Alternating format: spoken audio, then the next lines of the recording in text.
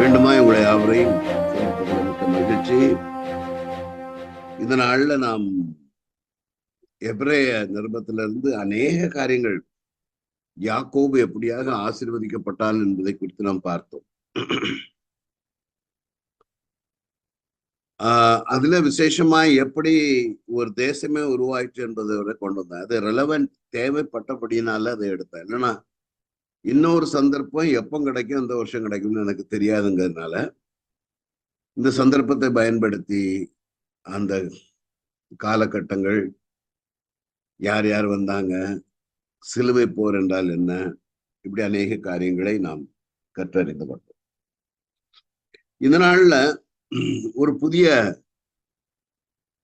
எபிரேயர் 12ஆம் அதிகாரம் 18வது வசனத்திலிருந்து 29 வரை உள்ள 2 மலைகளை குறித்து பார்க்க போகிறோம். ஒன்று சீனாய் மலை, மற்றொன்று சீயோன் மலை. அல்லது நான் என்ன நினைத்தேன், அக்கினி மலை, அபிஷேக மலை அப்படின்னு பேர் வைக்கிறார். அதுல ஒரு ஆழமான சத்தியங்கள் அதுல அடங்கி இருக்கிறது. ஜெபத்தோடு இந்த ஸ்டடிகள் நடக்கும்போது ஜெபத்தோடு கூட ஜெபித்து கொண்டே இருங்க. அதனால எனக்கு புதிய காரியங்களை தேவன் தாமே வெளிப்படுத்துவாராக. எபிரேய நிருபத்துல இதுவரை நாம 91 பகுதி நம்ம எடுத்துட்டோம். மறந்துடாங்க, 91 பார்ட்ஸ். அது ஆண்டவருடைய கிருபை. 100 வேற போயிடும்னு நினைக்கிறேன். இன்னைக்கு 91வது பகுதிக்குள்ளாக வந்திருக்கும். நான் சொன்ன வண்ணமாக இதற்கு கொடுத்திருக்கிற பெயர் சீனாய் மலை, சீயோன் மலை. உங்களுடைய ரெஃபரன்ஸுக்கு சில படங்களை, எப்பவும் சியோன் மலைன்னா அந்த இஸ்லாமியருடைய டூம் ஆஃப் த ராக் தான் வருது. என்ன செய்ய, வர வழி இல்லை. அல்லது பழைய படங்கள் ஏதாவது போடலாம். நம்ம ரெஃபரன்ஸுக்காக இந்த படங்களை கொடுத்திருக்கிறோம். ஆனா அதுக்கு முன்பதாக இந்த ஏசா யாக்கோபு சகோதரர்கள் முடிஞ்சாச்சு. இருந்தாலும் வேதத்துல இரட்டை சகோதரர்கள் அநேக இடங்கள்ல வருவாங்க. கம்பாரிசன் இதெல்லாம் எடுக்க போறது இல்லை. Just we are going to go through. இந்த மாதிரி இரட்டை சகோதரர்கள்ல ஒன்னு ஆசீர்வதிக்கப்பட்டிருப்பார், ஒன்னு சபிக்கப்பட்டதோ அல்லது ஆசீர்வதிக்கப்படாமலோ இருக்கலாம். அப்படி உள்ள இரட்டை சகோதரர்களை நாம் பார்க்க போகிறோம். ஏசா யாக்கோபு போல் வேதாகம சகோதரர்கள், மூத்தவன் இளையவன். நம்ம தெரியும், மூத்தவன் இளையவன். இளையகுமாரன் எப்படியாக தன்னுடைய தகப்பனார் இடத்துல எல்லாம் இது பண்ணிட்டு போய் திருப்பி ஆசீர்வதிக்கப்பட்டார்கள். அந்த வகையில பார்த்தோம்னா காயின், ஆபேல், அவங்க 2 பேர் ஸ்டடி நாம தெரியும் உங்களுக்கு. நான் இதை எடுக்க போறதுல உங்களுக்கு ரெஃபரன்ஸுக்காக. இஸ்மவேல், ஈசாக்கு. அதே மாதிரி ஏசா யாக்கோபு இல்லையா? யோகம் பண்ணீங்க. எனக்கு actually I am not feeling. சுக்கு காப்பி குடிச்சுக்கிட்டு இருக்கேன்.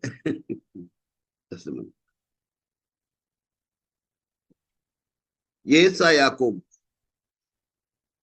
அது மாதிரி மூத்த சகோதரர்கள் யோசேப் விட்டு போட்டாங்க. அவரு மனாசே, எப்பிராயிம், ஆரோன், மோசே.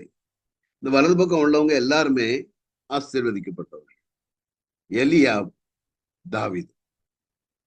தொடர்ந்து நீங்க பாத்தீங்கன்னா பலிக்கடா, பழிக்கடா. ஏன்னா இது யாரு? ஆடு பலிக்கடா, சாக்ரிபிஷியல் லேம். ஆனால் பழிக்கடா இயேசு கிறிஸ்து. அவருடைய பழி அவர் மீது விழுந்து அவரை ஏற்றுக்கொண்டு நமக்காக ஜீவனை விட்டார். அதான் மூத்த குமாரன், இளைய குமாரன், ஆதாம், இயேசு கிறிஸ்து. முதலாதாம், 2ஆம். யூதர்கள், புறஜாதிகள், மாம்சம், ஆவி. இதெல்லாம் 2 ஒண்ணு கொண்டு இது மாதிரி நிறைய கொண்டு போகலாம். இருள், வெளிச்சம், நல்லது, கெட்டது, நரகம், பரலோகம், இப்படி நிறைய கொண்டு போயிருக்கலாம். இவங்க ரெஃபரன்ஸுக்காக இவளை கொண்டு வந்திருக்கு. இதுதான் நம்ம அந்த நாள்ல பார்த்தது. அடுத்தது எபிரேயர்ல இயேசு கிறிஸ்து எப்படி மேலானவர். ஏன்னா இதுக்கு முன்னால இன்னைக்கு நாம பார்க்க போகிறது சீனாய் மலையும் சியோன் மலையும் கம்பேர் பண்ணி பார்க்க போறோம். அதுக்கு முன்பதாக இந்த எபிரேய புத்தகத்தை ஆக்கியோன் யூதர்களுக்காக எழுதுகிறார். நீங்க போய் சேர்ந்திருக்கிற யூத மதம் ஏற்கனவே முடிந்து விட்டது. அதை காட்டிலும் மேலானவர் இயேசு என்பதை நிரூபிக்கும்படியாக நீங்கள் அனைத்த கிறிஸ்தவ மதம் மேலானது என்பதை நிரூபிக்கும்படியாக அது எழுதுகிறார். இதெல்லாம் எழுதிதான் சொல்ற. அதனால திருப்பி பழைய நிலைமைக்கு போகாதங்க. உதாரணத்துக்கு இப்ப தீர்க்க தரிசிகளை எடுத்துக்கொண்டுங்களேன். தீர்க்க தரிசிகளில் மேலானவர் இயேசு. வகை வகையாகவும் பங்குங்காகவும் திருவர்களும். இதெல்லாம் எதுக்கு உங்களுக்கு கொடுக்குறேன்னா, நம்ம இதுவரை பார்த்தத கம்போஸ் பண்ணி உங்களுக்கு கொண்டு வந்திருக்கிறேன். தீர்க்க தரிசிகளில் மேலானவர், தேவ தூதர்களை காட்டிலும் மேலானவர் இல்லையா, மோசையை காட்டிலும் மேலானவர். யூதர்கள் ரொம்ப டாப்ல, அவங்க டாப் லிஸ்ட்ல இருக்குது மோசே. இப்ப என்ன பண்றாரு, நீங்க போய் சார்ந்திருக்கிற யூத மதம் மோசையோட தான் இருக்குது. அதுக்கு மேலான இயேசு இருக்கிறார் என்று நிரூபிக்கிறது. அது மாதிரி ஆரோனை காட்டிலும் மேலானவர் ஆசாரியன் இயேசு கிறிஸ்து. பிரதான ஆசாரியர்களும் பிரதானமானவர் இயேசு கிறிஸ்து. ஏன்னா ஆசாரியன் தன்னுடைய பாவங்களுக்காக பலிகளை செலுத்தி விட்டுதான் மற்றவர்கள் ஜனங்களுடைய பாவங்களுக்காக பலி செலுத்துறார்.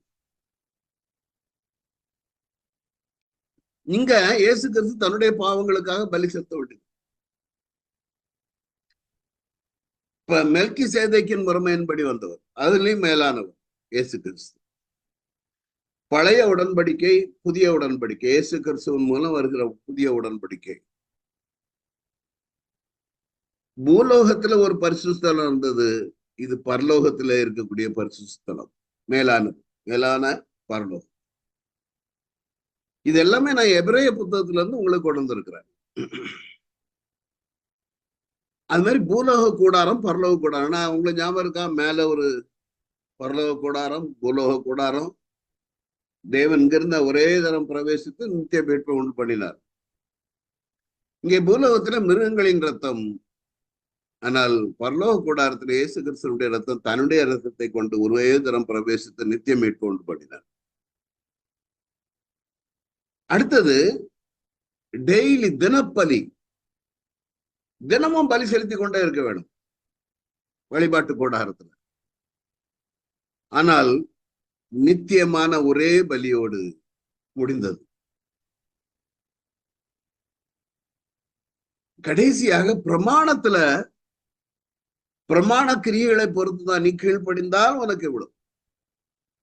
ஆனால் இயேசு கிறிஸ்துவின் மேல கிருபையின் கிரியை என்று சொல்லலாம். இயேசுவின் மேல நீ விசுவாசம் வைக்கும் பொழுது நீ நீதிமானாய் மாற்றப்படுகிறாய். இது அவ்வளவு எதுக்கு கொண்டு வந்திருக்கேன்னா, இது அவ்வளவும் எபிரேய புத்தகத்துல எப்படி இயேசு மேலானவர். அடுத்தது நம்ம இன்னைக்கு பார்க்க போகிற எபிரேயர் 12ஆம் அதிகாரம் 18 இருந்து 29 வரை பார்க்க போறோம். ஆனா அந்த 18வது வசனத்துல இருந்து உள்ளதுக்கு இன்ட்ரோடக்ஷனா 28வது வசனத்தை உங்களுக்கு பகிர்ந்து கொள்ளும். இதுதான் இன்ட்ரோடக்ஷன் இன்னைக்குள்ள பைபிள் ஸ்டடிக்கு. ஏன்னா 28வது வசனம் எப்படியாவது சொல்லுகிறது, ஆதலால் அசைவில்லாத ராஜ்யத்தை பெறுகிறவர்களாகிய நாம், ஆதலால் அப்படின்னு அதுக்கு மேல இருக்குது. சியோன் மலை, சீனாய் மலை எல்லாம் எக்ஸ்பிளைன் பண்ணி, இதை காட்டிலும் இது மேலானது, சீனாய் மலையை காட்டிலும் சியோன் மலை மேலானது. எந்த வகையில் மேலானதுங்கிறது தான் நீங்க 18வது வசனத்துல இருந்து 29வது வசனம் வரை இருக்குது. ஆனா 27 முடிந்து 28ல சொல்றாரு, ஆதலால் இப்படி எல்லாம் இருக்கிறபடினால் அசைவில்லாத ராஜ்யத்தை பெறுகிறவர்களாகிய நாம் பயத்தோடும் பக்தியோடும் தேவனுக்கு பிரியமாய் ஆராதனை செய்யும்படி கிருபையை பற்றி கொள்ளக்கூடும். இப்படியெல்லாம் இருக்குது. கிருபையை இழந்துடாதுங்க. பயத்தோடும் பக்தியோடும் உங்களுடைய வாழ்க்கை அமையட்டும். அவருக்கு பிரியமான ஒரு ஆராதனை. அதாவது தொடர்ந்து அவரை ஆராதனை செய்து கொண்டு அவரோட கம்யூனிகேஷன்ல இருங்க. கிருபையை இழந்து விடாது. நேகர் கிருபையை இழந்துடுறாங்க தெரியுமா? எப்படி கிருபை இழப்பாங்க தெரியுமா? மீறுதல், நாவல மீறுதல் வந்துடும், செயல்பாடுகள்ல மீறுதல் வந்துடும், தகாத வார்த்தைகள் கடந்து வந்துடும். இது கிருபையை பற்றி கொள்ள விடாது. நீங்க எவ்வளவுதான் கிருபையை சார்ந்து இருக்கலாம். அப்ப தேவனை குறித்த ஒரு பயம் நமக்கு வர, அசைவில்லாத ராஜ்யம் வரப்போகுது. அதான் சொல்றாரு, நீ அசைவில்லாத ஒரு பரலோக ராஜ்யம் வரப்போகிறாய் மகனே. அதனால நீ பயத்தோடும் பக்தியோடும் எப்போ உங்க வாழ்க்கை இந்த பயம், தேவனை குறித்த பயம், நம்மை பார்க்கிறார் நம்மை காண்கிறார் ஒரு பயம் இருக்கும். அப்படி இருக்கிறவர்கள் தேவனுக்கு பிரியமா ஆராதனை செய்ய முடியும், கிருபையை பற்றி கொள்ள முடியும். இப்ப ஆதலால் அப்படின்னு அதுக்கு முன்னால என்ன போட்டிருக்குங்கிறத இனி நம்ம பார்க்க போகிறோம். சீனாய் மலையும் சீயோன் மலையும், இது நம்ம ஃபாஸ்டா வாசித்துட்டு அப்புறம் நான் விளக்கம் கொடுக்கும். இந்த வலது பக்கம் ப்ளூல எழுதியிருக்கேன், சீயோன் மலை ரெட்ல வரும். அந்தியும் தொடக்கூடியதும் அக்கினி பற்றி எறிகிறதும் மான மலையின் இடத்திற்கும் மந்தாரம் இருள் பெருங்காற்று ஆகிய இவைகள் இடத்திற்கும் எக்கால முழக்கத்தின் இடத்திற்கும் வார்த்தைகளுடைய சத்தத்தின் இடத்திற்கும் நீங்கள் சேரவில்லை. என்ன சொல்றாரு? தொடக்கூடிய மலையில பரல, அக்கினி பற்றி எறிகிற மலையில பக்கத்துல வரல, மந்தாரம் இருள் பக்கத்துல வர முடியாது. அதாவது சீனா மலையில தேவன் இறங்கி வந்த பொழுது எவ்வளவு பயங்கரமா இருந்ததை சொல்லுகிறது தான் இந்த பகுதி. திருப்பி நான் விளக்கம் கொடுக்குறேன். ஆனா அதுக்கு முன்னால் உங்களுக்கு சொல்லித்தர வேண்டியது, சீனாய் மலையில் தேவன் இறங்கி வந்த பொழுது அது பயப்படத்தக்கதான பயங்கரமா இருந்தது. அந்த பயங்கரத்தை தான் எழுதிக்கிட்டு இருக்காரு. இன்னைக்கு நம்ம ஆலயத்துக்கு போயிடுறோம், ஓடிடுறோம், அந்த ஒரு பயமே கிடையாது. ஆனா அங்க அப்படி இல்லை. யூதர்களுக்கு தேவன் மலையில இறங்கி வந்தபொழுது அதிபயங்கரமாக இருந்தது, நடுக்கத்திற்குரிய மலைகளா இருந்தது. அந்த மலை அக்கினி பற்றி எரிகிறது, அப்படிப்பட்ட ஒரு மலை. அந்த ஜனங்க சொன்னாங்க, அந்த சத்தத்தை கேட்டோம், புண்ணம் தங்களுக்கு வார்த்தை சொல்லாதபடிக்கு வேண்டிக் கொண்டாங்க. பேச வேண்டாம் ஆண்டவரே, ஒரு மிருகத்தை தொட்டா அது கல்லெறியுண்டு அல்லது அம்பினால் எய்யுண்டு சாக வேண்டும். இவங்களுக்கு சகிக்க முடியல. ஐயோ, இவ்வளவு பெரிய ஆண்டவர். மோசையும் சொல்லிட்டாரு, நான் பயந்து நடுங்குகிறேன். அவ்வளவு பயங்கரமா இருந்துச்சு. இப்ப எபிரேய புத்தகத்தை ஆக்கியோன்னு என்ன சொல்லுகிறாரு? அப்படிப்பட்டதுக்கு நீங்க வரலப்பா. அடுத்தல நீங்களோ சீயோன் மலையின் இடத்திற்கும் ஜீவனுள்ள தேவனுடைய நகரமாகிய பரமர எருசலேம் இடத்திற்கும் 1000-10,000 தேவதூதர்கள் இடத்திற்கும் பரலோகத்தில் பேரெழுதியிருக்கிற முதற் பேராளர்களின் சங்கமாகிய சர்வ சங்கமாகிய சபையினிடத்திற்கும், இது சியோன் மலையை குறித்து சொல்றாரு, யாவருக்கும் நியாயாதிபதியாகிய தேவனிடத்திற்கும் பூர்ணமாக்கப்பட்ட நீதிமான்களுடைய ஆவிகளிடத்திற்கும் புது உடன்படிக்கையின் மஸ்தராகிய இயேசுவனிடத்திற்கும் ஆபேலுடைய ரத்தம் பேசினதை பார்க்கல நன்மையானவர்களை பேசுகிற ரத்தமாகிய தெளிக்கப்படும் ரத்தத்தினிடத்திற்கும் வந்து சேர்ந்தீர்கள். எதை பார்த்து வந்தாங்க? அதுல நிறைய விளக்கம் கொடுக்கிறார். இதோட ஒரு செட்டு 24 வரை. அன்றைக்கு மோசே பேசும் பொழுது ஜனங்கள் செவி கொடுக்கல. அன்னைக்கு நம்ம பார்க்க போறோம் எப்படி செவி கொடுக்காம போறாங்க. பேசுறவருக்கு நீங்கள் செவி கொடுக்க மாட்டோம் என்று விலகாதபடி எச்சரிக்கையாரு. ஏனெனில் பூமியிலே பேசினவருக்கு செவி கொடுக்க மாட்டோம் என்று விலகினவர்கள் அவங்க தப்பி போகல, தப்ப முடியல.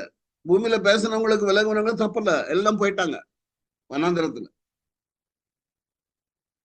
அப்படி இருக்கும்போது பரலோகத்துல இருந்து பேசும்போது ஒருவர் பேசி கொண்டிருக்க அவனோடு அதை விட்டு விலகுனா நீ எப்படி தப்புவ? அதான் சொல்றாரு, நீ யார்கிட்ட வந்திருக்க? சியோன் மலைக்கு வந்திருக்க. அவருடைய சத்தம் அப்பொழுது அன்னைக்கு பூமி அசை பண்ணிட்டு, ஆனா இன்னைக்கு இனியும் ஒரு சத்தம் வரும். இன்னொரு தடவை நான் பூமியை மாத்திரமல்ல வானத்தையும் அசைய பண்ணுவேன். அது அசைகிற பொருள் எல்லாம் அழிந்து விடும். இன்னொரு தடவை நான் அசைப்பேன். முன்னாடி அசைஞ்சது உண்மைதான். இன்னும் ஒரு தடவை என்கிற சொல்லானது 27. அசையாதவைகள் நிலைத்திருக்கத்தக்கதாக அசைவுள்ளவர்கள் உண்டாக்கப்பட்டவர்களை போல மாறி அசைவுள்ளதெல்லாம் போயிடும். புதியவான புதிய பூமி. அதான் சொல்றாரு, ஆதலால் அசைவில்லாத ராஜ்யத்தை பெற. அதனாலதான் இங்க வர்றது. ஆதலால் தான் நான் முதல் வசனம் கொடுத்தேன். பயத்தோடும் பக்தியோடும் தேவனுக்கு பிரியமாய் ஆராதனை செய்யும்படி கிருபையை பற்றி கொள்ள கடவும் நம்முடைய தேவன் பட்சிக்கிறார். சீனாய் மலை நீ நெருங்கி வர முடியாத மலை. அதான் சொல்லி இருக்குது. நீங்கள் நெருங்கி வர முடியாத ஒரு மலை, தொடக்கூடியது, பற்றி எரிந்தது. அந்த மலையில மந்தாரம் இருள் பெருங்காற்று நிறைந்திருந்தது, எக்கால முழக்கம் நிறைந்திருந்தது, தேவனுடைய சத்தம் கேட்ட மலையா இருந்தது. ஆனா அவங்க சொன்னாங்க, எனக்கு வேண்டாம், எங்களுக்கு பயமா இருக்கு. அந்த சத்தத்தை கேட்டவர்களும் தங்களுக்கு வார்த்தை சொல்லாதபடிக்கு வேண்டிக் கொண்டார்கள். அந்த அளவுக்கு பயங்கரமா இருந்தது. அந்த பயங்கரத்தை சொல்லுகிறார். ஆனா சீயோன் மலையில் அந்த பயங்கரம் கிடையாது உனக்கு. ஏனெனில் ஒரு மிருகமாகிலும் அடுத்தல சொல்றாரு, ஒரு மிருகம் தொட்டாலோ கல்லறிண்டு அம்பினால் எய்யிட்டு சாகணும். அதே மாதிரி மோசே சொல்றாரு, நான் மிகவும் பயந்து நடுகிறேன் என்று சொல்லத்தக்க அந்த காட்சி அவ்வளவு பயங்கரமா இருக்கு. இத ரியலா என்ன நடந்துச்சுங்கிறத நம்ம சீனாய் மலையிலையும் பார்ப்போம். இது ஒண்ணு இருக்கு சீனாய் மலை. ஆனா அடுத்த என்ன சொல்றாரு, நீங்க எங்க வந்திருக்கிறீங்க? சியோன் மலை. சியோன் மலைன்னா யாருன்னு தெரியணும் உங்களுக்கு. ஜீவனுள்ள தேவனுடைய நகரமாகிய பரம எருசலேம். சீனாய் மலை வனாந்தரத்தில் இருந்து இது ஒரு it's a city of God. இதுக்கு இன்னொரு பெயர் பரம எருசலேம். நம்ம ஒரு பாட்டு பாடுவோம், பரம எருசலேமே பரலோகம் விட்டிறங்குது. எஸ், அங்க 1000 10,000 தேவதூதர்கள் அவரை தூய்த்து கொண்டிருப்பார். வெளிப்படுத்தின விசேஷத்துல பார்க்கலாம். உயிர்த்தெழுதலில் முதற்பலனானவர்கள் இயேசு அவரோடு உயிர்த்தெழுந்த எல்லாரும் அங்க இருப்பாங்க. அவர்களோடு நாமும் சேர்ந்திருக்கும் சர்வ சங்கமாகிய சபை நடத்து. அப்ப நீ போய் சேர்ந்திருக்கிற மலை இன்னைக்கு நம்ம ஆலயத்துக்கு போக முடியாத அளவுக்கு வெளியே நின்று பயந்து நடுக்கத்தோட உட்கார்ந்துட்டு எப்படி இருக்கும்? இவைகளெல்லாம் சுலபமாக்கி விட்டார் இயேசு கிறிஸ்து. உங்களை கொண்டு போய் ஆடை கொண்டு வந்து வெட்டி அந்த பழைய ஏற்பாட்டு பலிகள் எல்லாம் இன்னைக்கு இருந்துன்னா வாங்க, நம்ம ஆலயங்கள்லாம் நாரும். ஆட்டையும் மாட்டையும் கொண்டு போய் கள்ளத்தனம் எல்லா திருட்டுத்தனமும் நடக்கும். இன்னைக்கு என்னவோ நம்ம போறோம், ட்ரெஸ்ஸை போட்டுட்டு சூப்பரா போயிட்டு ஆராதனை பட்டு வரோம். காரணம், இந்த முதற் பேரான இயேசு கிறிஸ்து அவரோடு இணைந்திருக்கிறபடினால நான் சுலபமாக நுழைய முடியும். ஏன்னா அவர் மகா பரிசுத்தலத்திற்குள்ள உள்ளுக்கு போய் ஒரு நித்திய மீட்பை நமக்கு வாங்கி தந்து விட்டார். சாரி,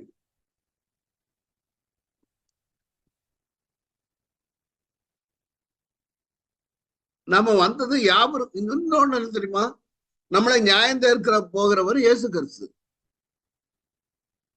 அவர் மூலமா அவர்கிட்டே நம்ம போயிட்டோம், நியாயாதிபதி ஆகிய தேவனிடத்து.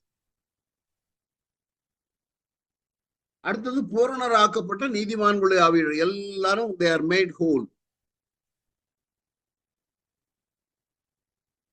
Now இது உங்களுக்காக சிந்தப்படுகிற என்னுடைய புதிய உடன்படிக்கையின் ரத்தமா இருக்கு. அப்ப நீ எங்க வந்திருக்க? புதிய உடன்படிக்கை. ஆபயனுடைய ரத்தம் பழிய கேட்டுச்சு,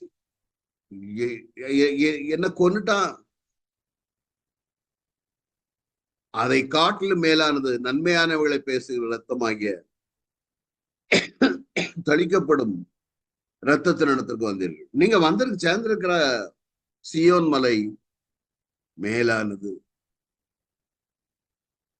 ஆனால் நீ கிருபையை இழந்து விடக்கூடாது. பயத்தோடு நடுக்கத்தோடு ஆராதனை செய்து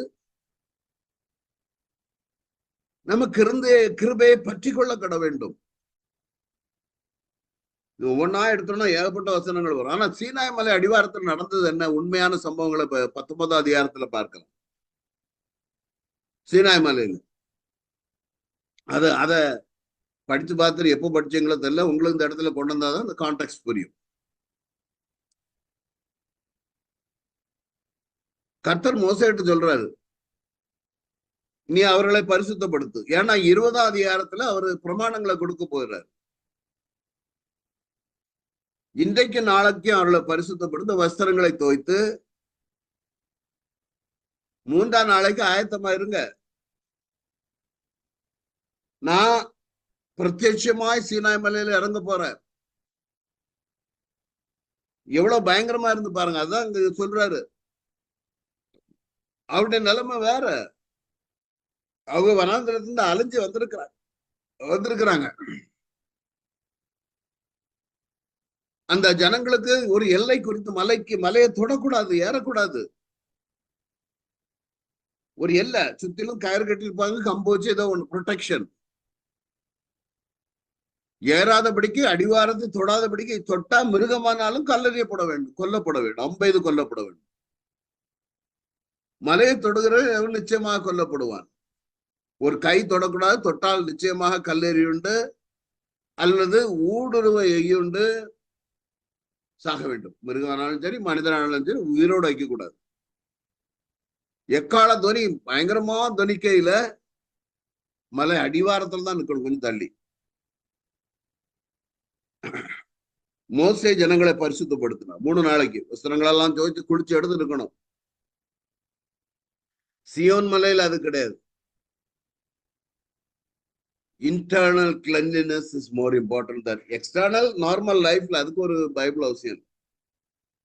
சுத்தம் வேணும், அது வேற கதை. அவர் ஜனங்களை நோக்கி 3 நாளைக்கு ஆயத்தப்பட்டு மனுவிடத்தில் சேராது இருக்கு.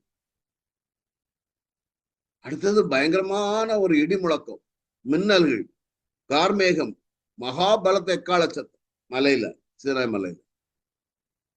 ஜனங்கள் எல்லாம் பயந்துட்டாங்க, நடுக்கம் எல்லாம் பார்த்தாங்க. அப்பொழுது ஜனங்கள் எதிர்கொண்டு போக மோசே அவர்களை பாளையத்திலிருந்து பண்ணினான். அவர்கள் மலையின் அடிவாரத்தில் சீனாய் மலையில இறங்கினாரு. அக்னி முழுவதும் புகைக்காடு. எக்கால சித்தம் வர வர மிகவும் பலமாய் தொழித்தது. மோசே பேசினான், தேவன் அவனுக்கு வாக்கினால் மறுமொழி கொடுத்தார். கர்த்தர் மோசையை மாத்திரம் கொடுமுடியில மேலே வரும்படியாக அழைத்தார். அவன் ஏறி போனான். மோசையை நோக்கி, எல்லையை கடந்து வந்துடாம அவர்களை போய் எச்சரி.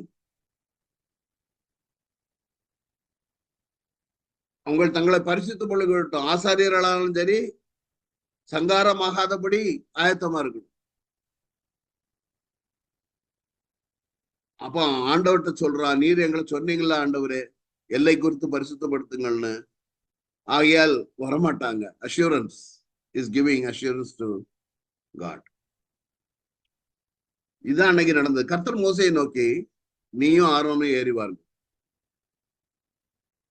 மற்றவங்க யாரும் வராதிருக்கணும். அப்போ மோசே அப்படியே இறங்கி ஜனங்களுக்கு போய் அவளுக்கு சொன்ன. இது 19ஆம் அதிகாரத்துல நடந்தது. 20ஆம் அதிகாரத்துல நியாயப்பிரமாணம் கொடுக்கப்படுது.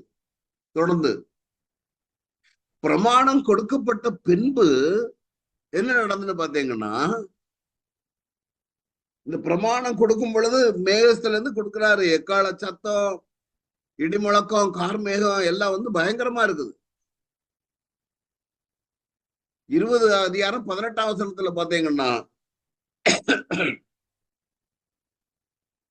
ஜனங்கள் மின்னல், எக்கால சத்தம், மலை போகிறதெல்லாம் கண்டு ஜனங்கள் பின்வாங்கி தூரத்துல நின்று மோசேட்ட சொல்றாங்க, நீங்க என்னோடு பேசு, நாங்க கேட்போம்.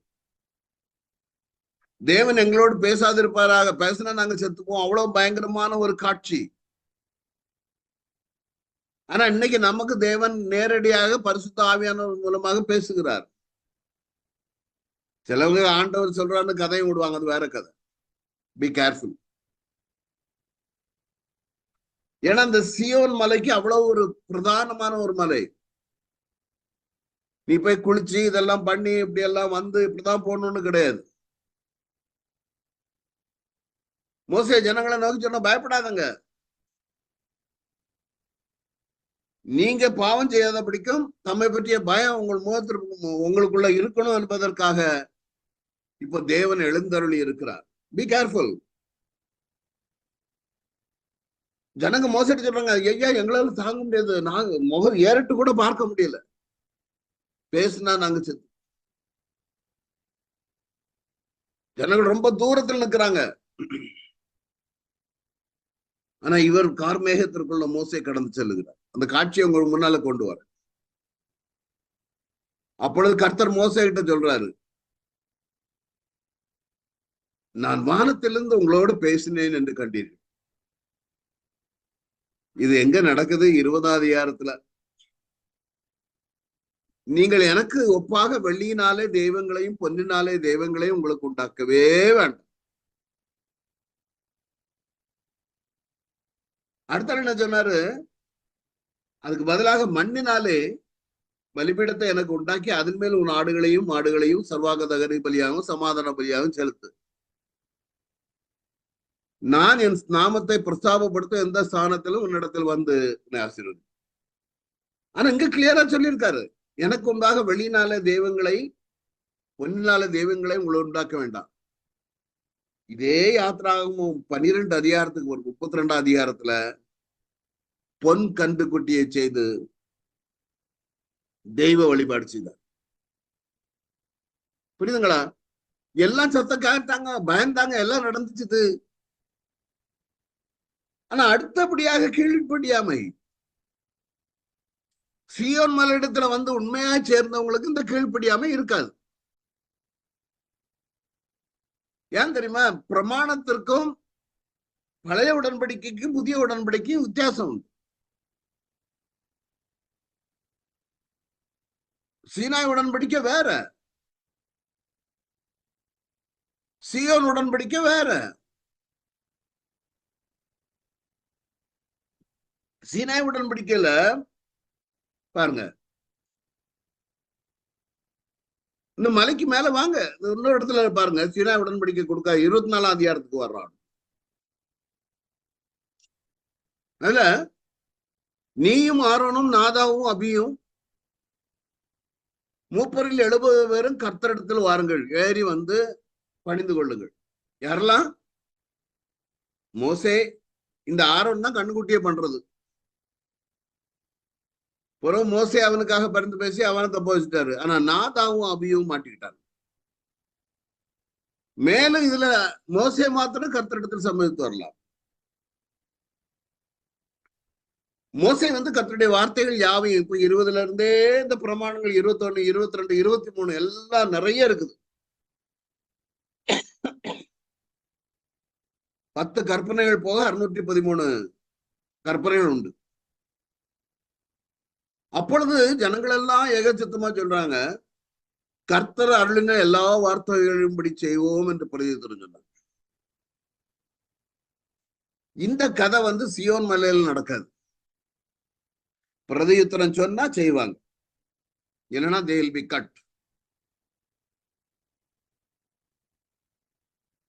அதனாலதான் ஒரு உடன்படிக்கை பண்ணுகிறார், பழைய உடன்படிக்கை, சீனாய் மலை உடன்படிக்கை. அது எப்படின்னா, மோசே கர்த்தருடைய வார்த்தைகள் எல்லாம் எழுதி அதிகாலமே எழுந்து மலையின் அடியில் ஒரு பலிபீடத்தை கட்டி இஸ்ரவேலுடைய 12 கோத்திரங்களுடைய ரக்கத்தின்படியே 12 குழந்தைகளை நிறுத்தி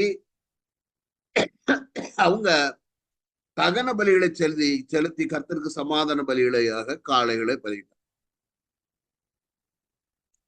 இப்ப பலி வேணும், மிருக பலி இது. அப்பொழுது மோசே அந்த இரத்தத்தில் பாதியை எடுத்து, இப்பதான் உடன்படிக்கை, பாத்திரங்களில் வார்த்து பாதி இரத்தத்தை பலிபீடத்தின் மேல் தெளித்து, அப்புறம் உடன்படிக்கை புத்தகத்தை எடுத்து ஜனங்களில் காது கேட்க வாசித்து, அவர்கள் கர்த்தர் சொன்னபடி எல்லாம் செய்து கீழ்ப்படிந்து நடப்போம் என்றார்கள். அப்பொழுது மோசே இந்த ரத்தத்தை எடுத்து ஜனங்களின் மேல் தெளித்து, இந்த வார்த்தைகள் யாவையும் குறித்து கர்த்தர் உங்களோட பண்ணின உடன்படிக்கையின் ரத்தம் இது. இந்த ரத்தம் உடன்படிக்கை, பழைய உடன்படிக்கையின் ரத்தம். பின்பு மோசே, ஆரோன், நாதாப், அபியூ இஸ்ரவேலின் மூப்பர்ல 70 பேர் போய் இஸ்ரவேலின் தேவனை தரிசித்தார்கள். நீல கல்லடைத்த வேலைக்கு ஒப்பாகவும் தெளிந்த வானத்தின் பிரபைக்கு ஒப்பாகவும் இருந்தது. இது நாதாபு அபியை பற்றி உங்களுக்கு எத்தனை பேருக்கு தெரியும்னு ஞாபகம். அதனால உங்களோடு அத பகிர்ந்து கொள்ள விரும்புகிறேன். லேவியராகமம் 10ஆம் அதிகாரத்தில்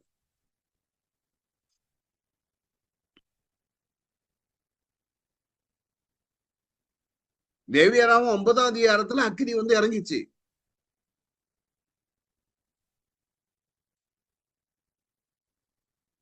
இருபத்தி 9 வாங்க. அன்றையும் கர்த்தருடைய சந்நிதியிலிருந்து அக்கினி புறப்பட்டு பலிபீடத்தில் இருந்த சர்வாங்க தனக பலியும் கொழுப்பையும் ஏற்றி விட்டது. ஜனங்கள் எல்லாரும் அதை கண்டபோது ஆரவரித்து முகங்குப்புற விழுந்தார்கள். 10ஆம் அதிகாரத்துல ஆவோரின் குமாரனாய நாதாவும் அபி இவங்க தேவனை தரிசித்தவர்கள். தன் தன் தூப கலசத்தை எடுத்து அவைகளில் அக்கினியை அதன் மேல் தூப ஒருக்கத்தையும் போட்டு கர்த்தர் தங்களுக்கு கட்டளையிடாத அந்நிய அக்கினியை அவருடைய சந்நிதியில் கொண்டு வந்தார்கள். தேவனை தரிசித்தவர்கள் தானே. ஆனா அப்பொழுது அக்கினி கர்த்தருடைய சந்நிதியிலிருந்து புறப்பட்டவர்களை பட்சித்தது. அவர்கள் கர்த்தருடைய சந்நிதியில் செத்தார்கள். இவரோட சொல்லிருக்கலாம், நான் கர்த்தரை தரிசித்து இருக்கேன், அது பண்ணிருக்கேன், அது பண்ணிருக்கேன். அந்த பழைய ஏற்பாட்டுல அந்த அதே கிருபையே கிடையாது. நல்ல ஞாபகம். தேவனை தரிசித்தவர்கள் தான். ஆனால் பழைய ஏற்பாட்டு ரத்த சிந்துதலுக்கும் புதிய ஏற்பாட்டுல உள்ள ரத்த சிந்துதலுக்கு வித்தியாசம் உண்டு. பழைய ஏற்பாட்டுல இப்ப நீங்க வாஷ் பேசின் இருக்குது, ஒரு ஹோட்டலுக்கு போறோம், வாஷ் பேசின் இருக்கும், அங்க மேல ஒரு கண்ணாடி இருக்கும், கீழே ஒரு பேசின் இருக்கும். இப்ப நம்ம வீடுகள்ல இருக்கும், பல் தேய்க்கிறதுக்கு போறோம்னு வைங்களேன். நீங்க கண்ணாடியில பார்க்கும் பொழுது நீங்க உங்க முகம் எவ்வளவு அழுக்கா இருக்குது தெரியுமே தவிர கண்ணாடி உங்களை சுத்தப்படுத்தாது. நல்ல கவனிங்க, நல்ல கவனிங்க. நீங்க கண்ணாடியை பார்க்கும் பொழுது நீங்க எவ்வளவு அழுக்காக இருக்கீங்கன்னு அது காட்டுமே தவிர அது உங்களை சுத்திகரிக்காது. அந்த அழுக்க பார்த்துட்டு நீங்க சுத்திகரிக்கிறதுக்கு அந்த வாஷ் பேசின் உள்ள தண்ணியை கொண்டு முகத்தை கழுகுறது போல இந்த பிரமாணம் நீங்க எவ்வளவு தூரம் பாவியா இருக்கிறேன்னு காட்டுமே தவிர உங்களை சுத்திகரிக்காது. அதுக்குதான் அந்த மிருக பலி. ஆனா இயேசு கிறிஸ்து அங்கன இல்ல, அப்படி இல்லை. நம்ம வேதம் வாசிக்கும் பொழுதே நீங்க எந்த அளவுக்கு அழுக்கா இருக்கிறீங்கன்னு உங்களை காட்டும், உங்களை அப்பப்போ சுத்திகரிக்கும் இயேசு கிறிஸ்துடைய. புரியுதுங்களா? ரொம்ப ஒரு முக்கியமான ஒரு சத்தியம் அடங்கி இருக்குது. இதே மாதிரி கலாத்தியர்ல பவுல் எழுதும் போது 2 மலையை குறித்து எழுதுகிறார். சாரி,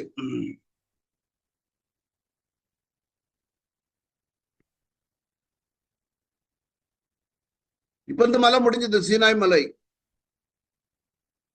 கலாத்தியர்ல பவுல் எழுதும் போது அங்க ஒரு 2 மலைகள், அது இதேதான், இதை வேற ஒரு காஸ்பெக்ட்ல கொண்டு வர்றாரு. நம்ம ஏற்கனவே பார்த்தோம், சீனாய் மலை, சியோன் மலை, ஆபேலுடைய ரத்தத்தை காட்டிலும் மேலான இயேசு கிறிஸ்துடைய ரத்தம், நியாயாதிபதிகிட்ட போறோம், சர்வ சங்கத்திட்ட போயிருக்கிறோம், முதற் பேனாருடைய கூட்டத்துல நாம இருக்கிறோம், இப்படி எல்லாம் பார்த்தோம்.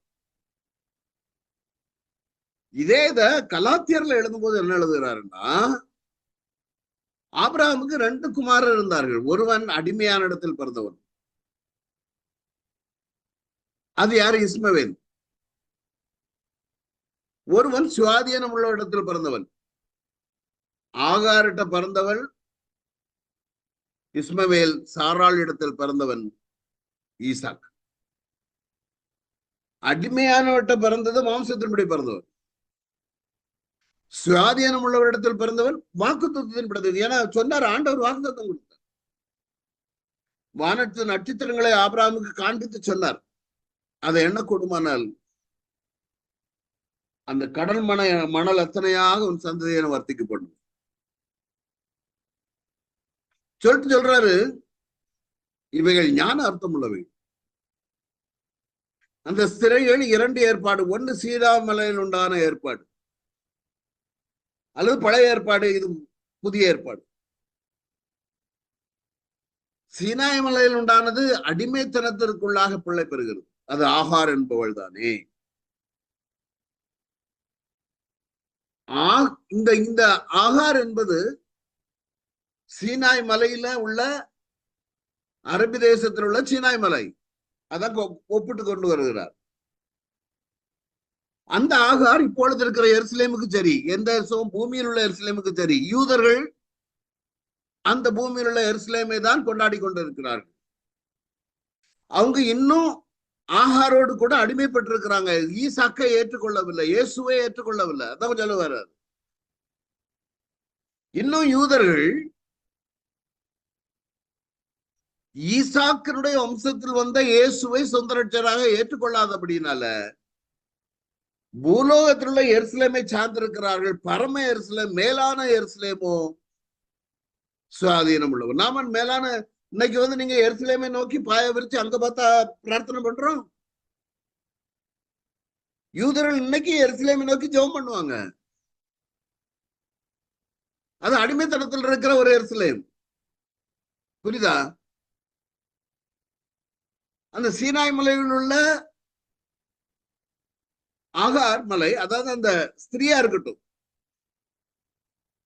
இப்பொழுது உள்ள எருசலேமுக்கு அடிமையா இருக்கிறவர்கள் யூதர்கள். இதுல 2 ஸ்பிரிச்சுவலா எடுத்தோம்னா மாம்சமும் ஆவியும். மேலான எருசலேமோ சோதியனம் உள்ளவள், அவளே நம்ம எல்லாருக்கும் தாயானவள். சாராளத்தில் பிள்ளை பெறாத மலடியே மகிழ்ந்தரு, கற்ப வேதனை படாதவளே கழிப்பாய் எழும்பி ஆர்ப்பரி, புருஷன் உள்ளவர்களை பார்க்கலாம் அனாதிஸ்திரிக்கானே அதிக பிள்ளைகள் என்று எழுது.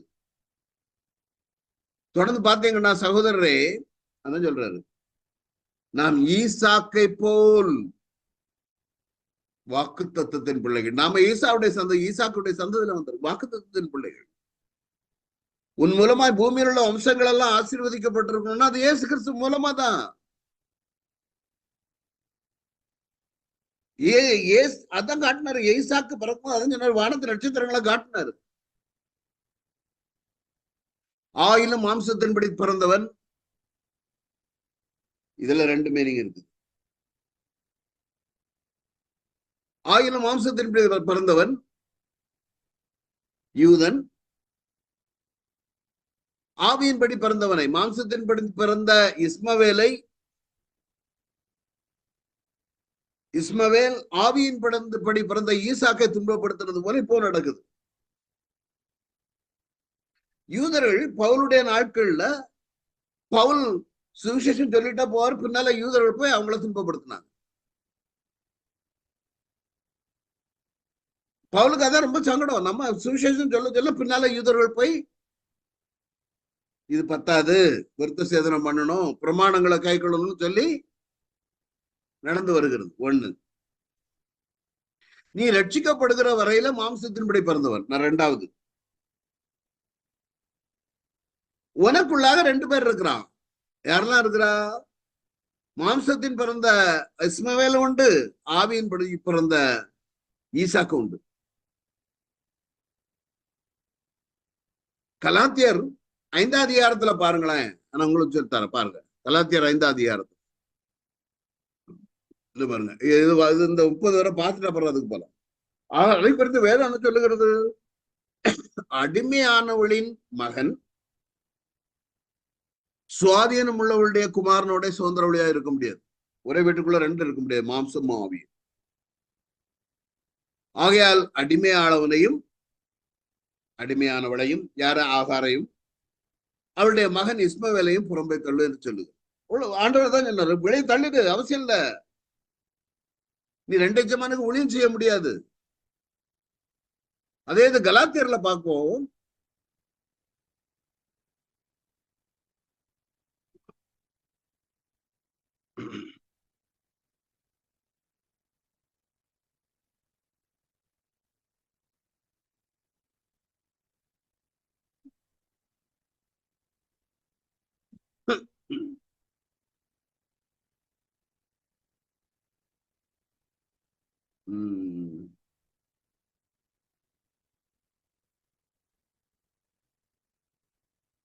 என்ன பாருங்க, பின்னும் நான் சொல்லுகிறது என்னவென்றால், ஆவிக்கேற்றபடி நடந்து கொள், அப்பொழுது மாம்ச இச்சையை நிறைவேற்றாதிருப்பார்கள். 16, மாம்சம் ஆவிக்கு விரோதமாகவும், அதாவது யாரு, இஸ்மவேல் ஈசாக்கு விரோதமாகவும், ஈசாக்கு இஸ்மவேலுக்கு விரோதமாக இச்சிக்கிறது. இதேதான் நம்முடைய போராட்டம். நீங்கள் செய்ய வேண்டும் என்று இருக்கிறவர்களை செய்யாதபடி நீங்க ஜபிக்கணும்னு நினைப்பீங்க, மாம்சம் சொல்ல வேண்டாம், ஜபிக்க வேண்டாம். கெட்ட வார்த்தை பேசக்கூடாதுன்னு இருப்பீங்க, மாம்சம் கோபத்துல அதை பேச வைக்கும். அதனால சொல்றாரு, ஆவியினால் அனுப்பப்படுவீர்களானால், நீங்க சீயோன் மலைக்கு வந்தவர்களானால், நீங்கள் மறுபடியும் பிறந்து ரட்சிக்கப்பட்டவர்களானால், உயிர்த்தெழுதலின் முதல் பலனான இயேசுவோடு இணைக்கப்பட்டவர்களானால்,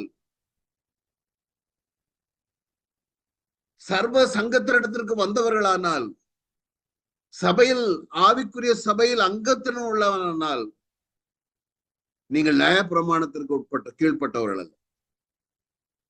இங்கதான் மாம்சத்தின் கிரியைகள் வெளிச்சு வேலை செய்யும். உபச்சாரம், வேசித்தனம், அசுத்தம், காமம், விக்கிரகாராதனை, பில்லிசுனியம், பகை, இவையெல்லாம் இருக்குது. ஆவியின் கனியோ அன்பு, சந்தோஷம், சமாதானம், நீடிய பொறுமை, தயவு, நற்குணம், விசுவாசம், சாந்தம், இச்சையடக்கம், இப்படிப்பட்டவர்களுக்கு விரோதமான பிரமாணம் ஒன்றும் இல்லை. கிறிஸ்தவனுடைய தங்கள் மாம்சத்தையும் அதன் ஆசை இச்சைகளையும் சிலுவையில் அறைந்திருக்கிறார். நாம் ஆவியினாலே பிழைத்திருந்தால் ஆவிக்கு ஏற்றபடி நடக்க கடவோம். என்னன்னா, சீனாய் மலையை வெளியே தள்ளு, நீ பரம எருசலேத்துல ஒரு மெம்பரா சேர்ந்தாச்சு. புரியுதுங்களா? அதாங்க எழுதுகிறார், கலாத்தியருக்கு அதான் எழுதுகிறார். 2 பேரும் ஒரு வீட்டுக்குள்ள இருக்க முடியாது. Send the other fellow out.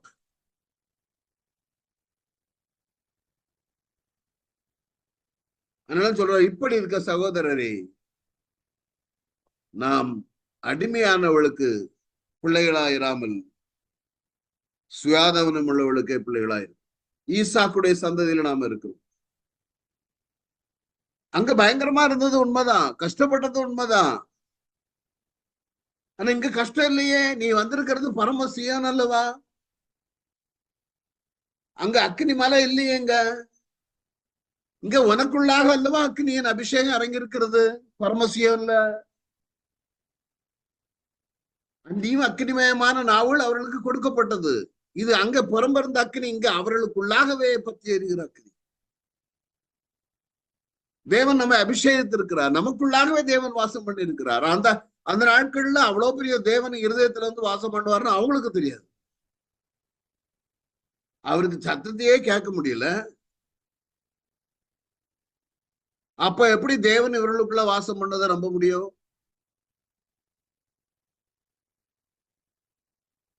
ஆண்டவர் சொன்ன, அவர்களுக்குள்ளே வாசம் பண்ணி, நமக்குள்ள வாசம் பண்ணி,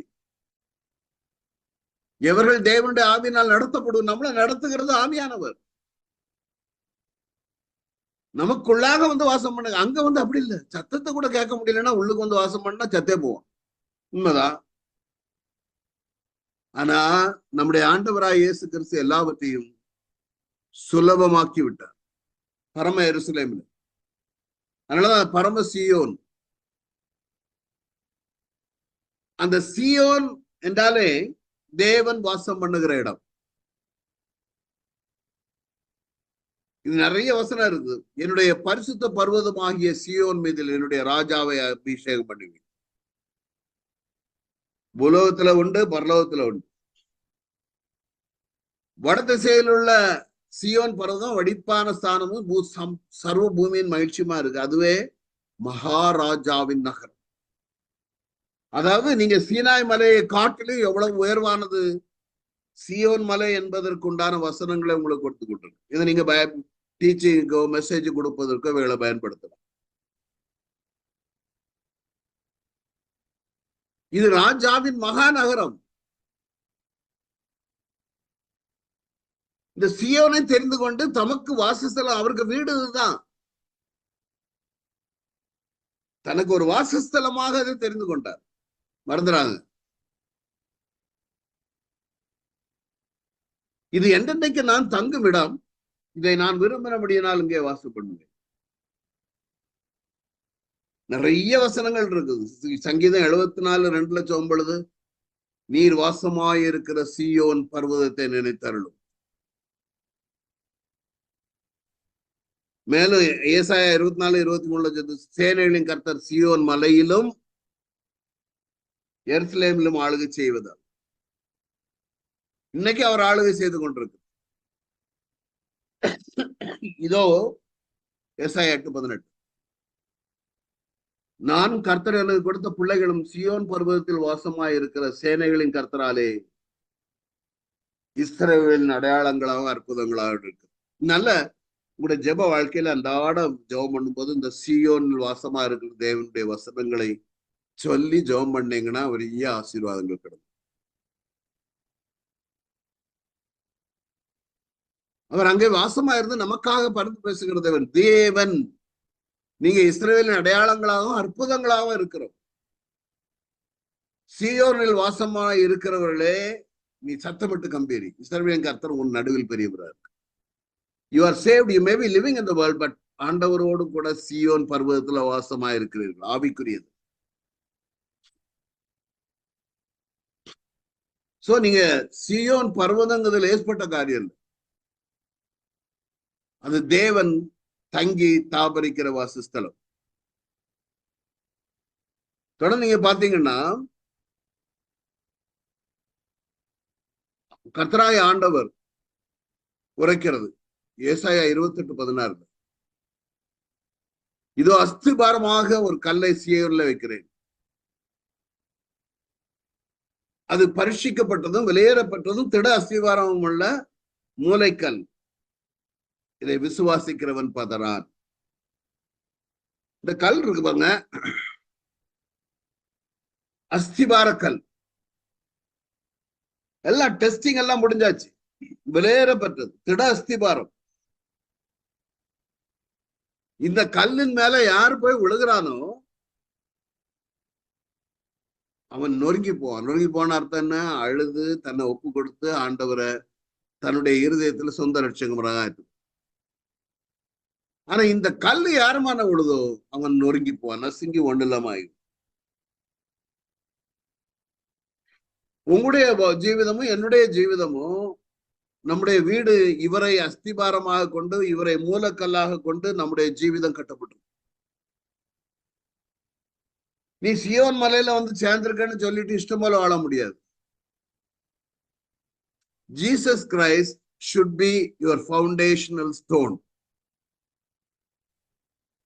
உன்னுடைய வாழ்க்கையில மூலைக்கல் அதான் மெயின். அஸ்திபாரக்கல் மூலைக்கல் தான் மெயின். அதை எடுத்துட்டோம்னா வீடு கீழே விழுந்துரும். உங்களுடைய வாழ்க்கையில அஸ்திபாரக்கல் இயேசுவா இருந்தால்தான் நம்முடைய வீடு என்ன மழை பெய்துட்டு காற்று வீசட்டும் எந்தென்று நிலைத்திருக்கு. கற்பாறையின் மேல் கட்டினவன் புத்தி. அது சியோனில் வைக்கப்பட்ட கல், பரீட்சிக்கப்பட்ட கல், வெளியேறப்பட்ட கல், திட அஸ்திவாரம் உள்ள கல்.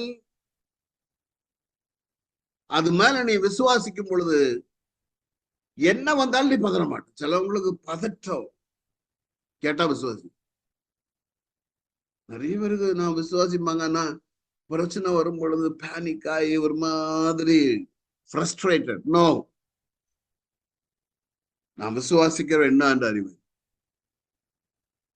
அவர் என்னை முற்றுமுடிய ரட்சிக்க வல்லவராக இருக்கிறார்.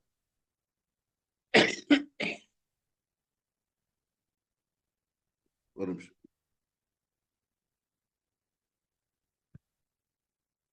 அடுத்தால பாருங்க, கர்த்தரால் மீட்கப்பட்டவர்கள் ஆனந்த களிப்புடன் பாடி சீயோனுக்கு திரும்பி வருவார்கள். நித்திய மகிழ்ச்சி அவர்கள் தலையின் மேல் இருக்கும், சந்தோஷமும் மகிழ்ச்சியும் அடைவார்கள், சஞ்சலமும் தவிப்பும் ஓடிப்பும். ஏன் சீயோனுக்கு திரும்பி? யார் மீட்கப்பட்டவர்கள் தான் ஓடி வருவாங்க. நம்ம அதனாலதான் எப்பவும் அந்த சீயோனோடு கான்டாக்ட்ல இருந்துகிட்டே இருக்கும். சீயோனிலே திட அஸ்திபாரம் கிறிஸ்துவே. நம்முடைய அஸ்திபார கல், மூளைக்கல், விலையேறப்பட்ட கல், பரீட்சிக்கப்பட்ட கல்.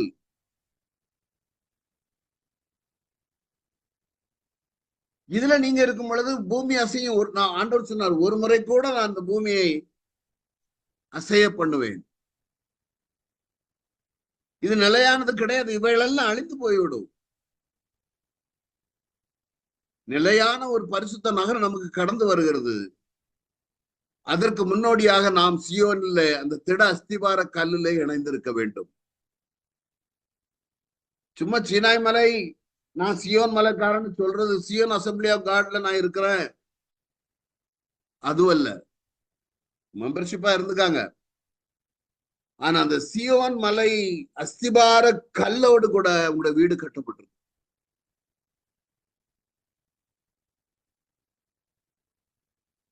நாம் வானத்தை நிலைப்படுத்தி பூமியை அஸ்திபாரப்படுத்தி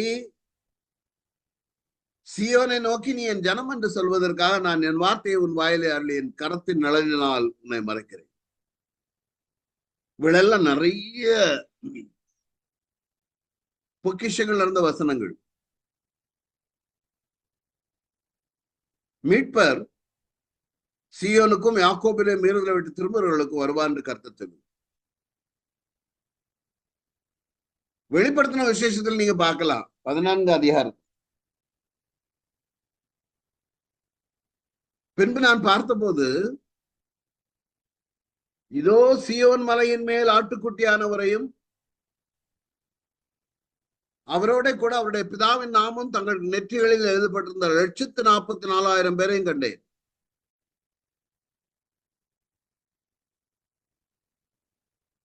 சியோன் மலையில தான் 144,000 பேர் நிற்கிறாங்க.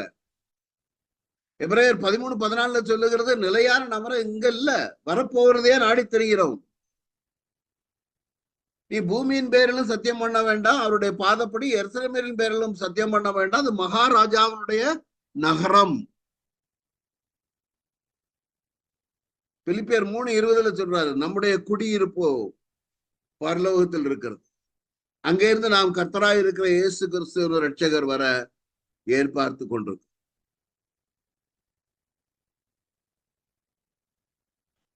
வெளிப்படுத்துற விசேஷம் 21வது அதிகாரத்துல பார்த்தீங்கன்னா,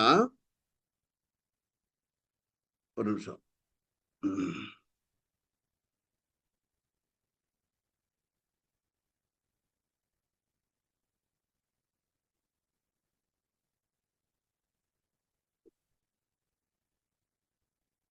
முடிக்கிறார். சரி, நான் புதிய வானத்தையும் புதிய பூமியும் கண்டேன். பூந்தின வானமும் பூமியும் ஒளிந்து, இவைகளெல்லாம் ஒளிந்து போய்விடும். சமுத்திரம் இல்லாமற் போயிட்டு யோவானாகிய நான் புதிய எருசலேமாகிய பரிசுத்த நகரத்தை தேவனிடத்திலிருந்து பரலோகத்தை விட்டு இறங்கி கண்டேன். தன் புருஷனுக்காக அலங்கரிக்கப்பட்ட மணவாட்டியை போல ஆயத்தமாக்கப்பட்டிருந்தது. இதோ மேலும் பரலோகத்திலிருந்து உண்டான ஒரு பெரும் சத்தத்தை கேட்டேன். இதோ மனுஷரிடத்தில் தேவனுடைய வாசஸ்தலமா இருக்கிறது, அவரிடத்தில் அவர் வாசமா இருப்பார், அவர்களும் அவருடைய ஜனங்களாய் இருப்பார்கள். தேவன் தாமே அவர்களோடு கூட இருந்து அவருடைய தேவனாயிருப்பார். அவருடைய கண்ணீர் யாவையும் தேவன் துடைப்பார். இனி மரணம் இல்லை, துக்கம் இல்லை, அலறுதல் இல்லை, வருத்தமும் இல்லை, முந்தினவைகள் ஒழிந்து போயின. சிங்காசனத்தின் மேல் வேண்டதோ இதோ நான் சகலத்தையும் புதிதாக்குறேன் என்றார். பின்ன அவர் இந்த வசனங்கள் சத்தியம் உண்மையுமானவைகள் எழுது என்றார். அன்பான தேவ பிள்ளைகளை, அவரோடு இணைந்து இருக்கும் பொழுது நம்முடைய வாழ்க்கை நாம் நிலையான நகரத்துக்கு பங்காளிகளாய். ஆண்டவர் சொல்லுகிறார், வெளிப்படுத்தின விஷயம் அதான் நம்ம பார்த்தோம். பரலோகத்திலிருந்து இறங்கி வர கண்டேன். மனுஷனிடத்தில் தேவனுடைய வாசஸ்தலமா இருக்கிறது.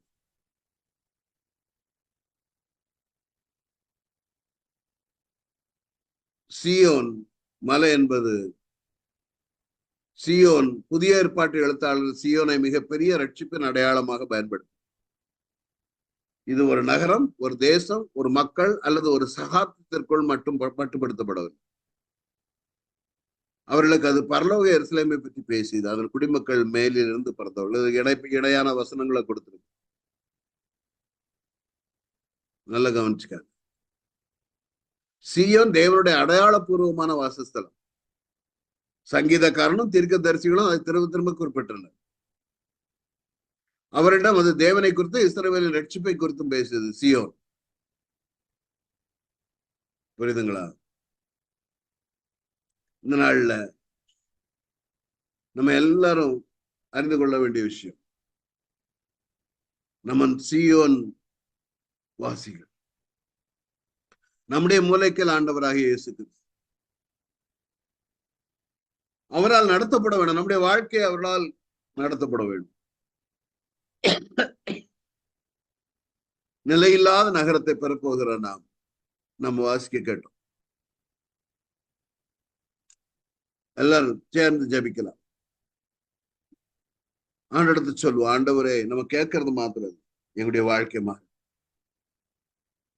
பரீட்சிக்கப்பட்டதும் விலையேறப்பட்டதும் மூளைக்கல்லா இருக்கிற உண்மை அஸ்திபாரமாக கொண்டு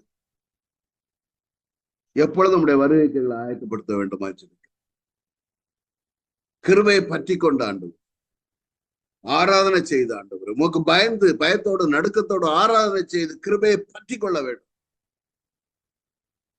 ஏன்னா நாங்க சீயோன் வாசிக்கிறோம்.